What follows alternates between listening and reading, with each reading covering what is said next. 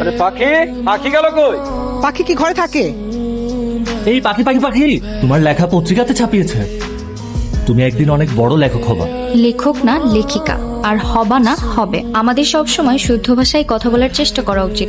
গ্রামের মেয়ে হয়েও তুমি তো সবসময় শুদ্ধ ভাষায় কথা বলার চেষ্টা করো না। এই ব্যাপারটা আমার ভীষণ ভালো লাগে। আর স্যার বলো তো আজকে হবে না। এই দাঁড়াও, কি নাম তোমার? আমার নাম রাবেয়া খাতুন পাখি। তোমার কি বিয়ে হয়ে গেছে? না। আমি ওরে বিয়ে করতে চাই।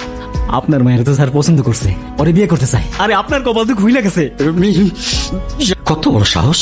আমার অফিসের বস হয়েছে তো কি হয়েছে, 45 বছর বয়স, সে চাই আমার পাখিরে বিয়া করতে। আপনি যে লগে লাগালাগি করলেন, আপনি চাকরিটা থাকবো তো? ঠিক হয়েছে, ওই চাকরি আমি করুম না। ডিম আনতে ভুলেন না। আচ্ছা ঠিক আছে।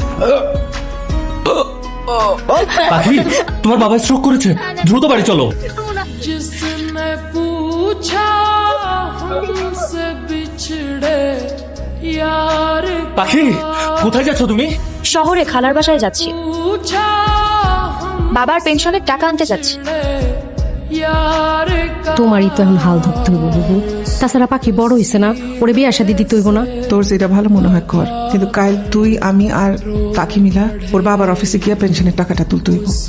না না, স্যারের সাথে কেউ দেখা করতে আসলে বাইরে 3-4 ঘন্টা অপেক্ষা করতে হয়। স্যার যেই শুনছে পাখির মারছে, যাও যাও তাড়াতাড়ি ভিতরে নিয়ে আসো।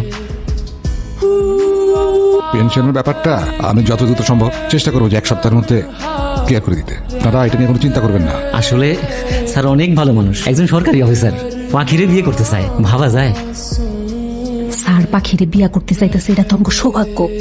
মা আমি ওই লোকটাকে বিয়ে করব না। বিয়া করবো না মানে? একটা সরকারি চাকরিজীবী পোলা যে তোরে বিয়া করতে চাইছে, এটাই তো তোর 7 কপালের ভাগ্য। মা বিয়ে যদি করতেই হয় আমি মনির ভাইকে করব। একটা থাপ্পড় দিয়ে দাঁত সব ফালাই দিন। মাহিমা, ওর বিয়ার ব্যবস্থা কর। বাসার ঘরে বউ থাকবে খাটের উপর বসে, আমার ও জানলার এখানে কি করে? আসো আসো। ভাই, কি হয়েছে? তুই এভাবে দৌড়াচ্ছিস কেন? পাখি তো বিয়ে গেছে ভাই। শরীরটা খারাপ লাগছে, আমি মায়ের কাছে যাব। আমি বাবা হতে চলেছি। পাখি আপনার নাম? এই রিপোর্ট কি পজিটিভ আসছে?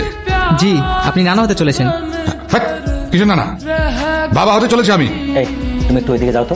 ঠিক আছে। আমি পাশের রুমে যাচ্ছি। মানে কি, পাশের ঘরে কেন? ডাক্তার একই ঘরে থাকতে নিষেধ করেছে। উনি কে? ডাক্তার না তোকে আমার সাথে একই বিছানায় শুতে না করছে, সেই জন্য ওকে নিয়ে আসছি। আপনার মেয়ে আমার অনুমতি ছাড়া আমার বাড়ি থেকে যায় কিভাবে? আমার মেয়ে ওই নরকে যাইব না। আমার ক্ষমতা সম্পর্কে আপনার কোনো ধারণা আছে?